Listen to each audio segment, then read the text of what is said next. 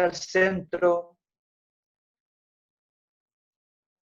del poder, porque ya vamos a ver que no existe algo así como un centro del poder, sino que a partir de las subjetividades que son excluidas, va a entender cómo las relaciones de poder funcionan produciendo sujetos.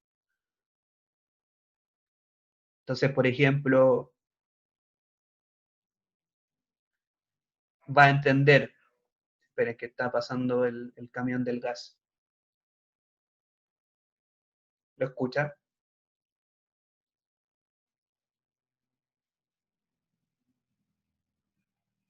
Sí, profe. ¿Se escucha el...? No, no se Ya. escucha. Ah, Yo pensé que se refería a usted, no. pensé que... No sé, estaba hablando del camión del gas. Ya, bueno, no, sí, yo creo que no se va a escuchar, pero me distrae un poco. Eh, claro, entonces, por ejemplo, Nietzsche, o sea, dije Nietzsche, Foucault eh, va a comprender el modo en cómo las relaciones de poder van a producir sujetos en función al valor, en función a valores como la razón, mediante el estudio de la locura, en cómo aquellas subjetividades catalogadas como locas han sido constreñidas, han sido excluidas. Entonces ahí tenemos, por ejemplo, el libro Historia de la locura en la época clásica, que, era que es la tesis doctoral de Foucault.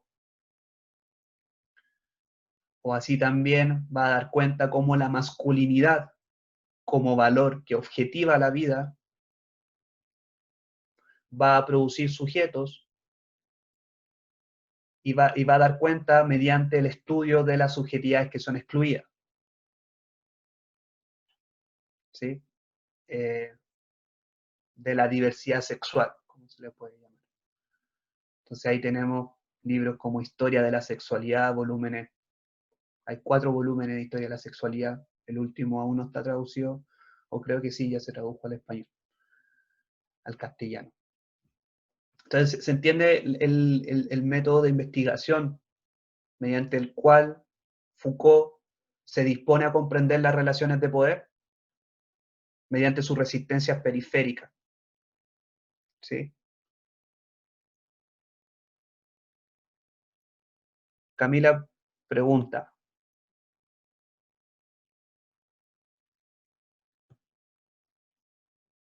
Espérame.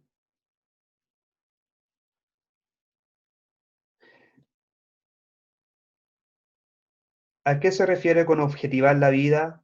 ¿Cómo anular la subjetividad? Con objetivar la vida es a lo cual nos hemos estado refiriendo con Nietzsche y Espósito, es decir, presuponer un orden al movimiento de la existencia.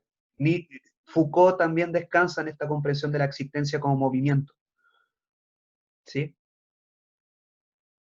Por ende, objetivar la vida vendrían a ser aquellos valores que presuponen un orden, presuponen una verdad última, un fundamento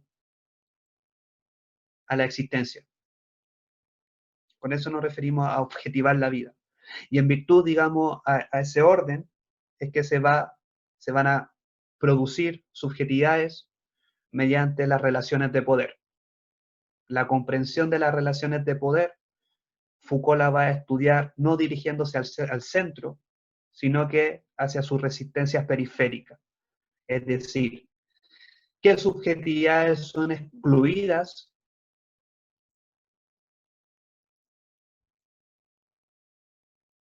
y de ese modo cómo funcionan las relaciones de poder en virtud de determinados valores.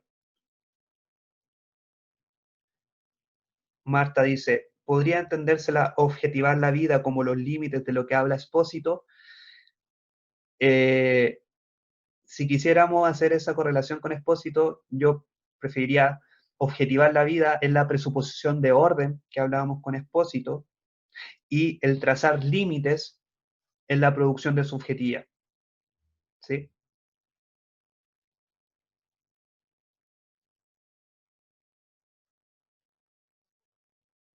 Expósito, cuando habla de trazar límites, es cómo se produce, digamos, subjetividad y sociedad mediante este orden presupuesto a la existencia. En Foucault también vendría a ser una dinámica similar, cómo en virtud a ciertos valores que buscan objetivar la vida se producen sujetos.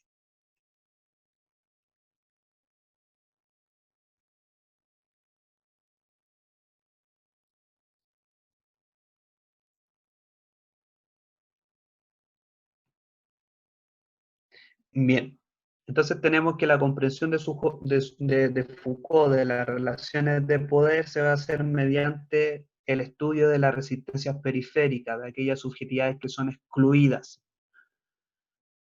¿Sí?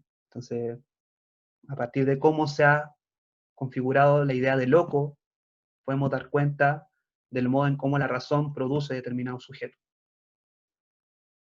Cómo se ha configurado y se ha excluido, constreñido la diversidad sexual, podemos dar cuenta cómo el sujeto es producido en función a la idea de masculinidad o heteronorma. ¿Sí?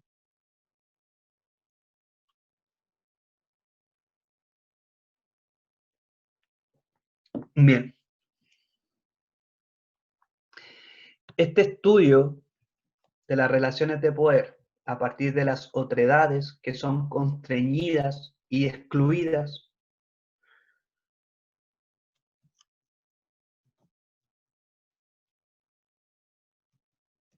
van a llevar a Foucault a concluir que el poder no se ejerce desde una única entidad ni de una única manera. Es decir, el poder no descansa ni es capitalizado por una sola estructura. Por eso la crítica de Foucault, por ejemplo, a las teorías marxistas, que hacen descansar el poder en el Estado, por ejemplo. Dirá Foucault que el ejercicio del poder no responde a una única entidad ni a una única forma, sino que el ejercicio del poder se encuentra, si ustedes quieren, diseminado por la sociedad de múltiples formas en lo cotidiano. ¿Sí? Existen nodos en el ejercicio de poder, por eso Foucault se dirige a la psiquiatría, por eso Foucault se dirige a la clínica, por eso Foucault se dirige a la medicina, a la jurisdicción, que pueden ser nodos en el ejercicio del poder, pero no se limita, digamos, a esos nodos, diciendo de que esas son las únicas entidades donde se ejerce poder, donde se produce sujeto, sino que da cuenta de que el poder, el ejercicio del poder se encuentra también externamente a esas instituciones, a esas entidades. Se encuentran diseminados por el cuerpo social de múltiples formas en lo cotidiano. El ejercicio del poder se da en el día a día, si ustedes quieren. Y esto va anclado a la siguiente idea. Foucault dirá que las relaciones de poder deben su efectividad porque actúan como si tuviesen presente el carácter ficticio, por ende constituyente, por ende frágil de la subjetividad.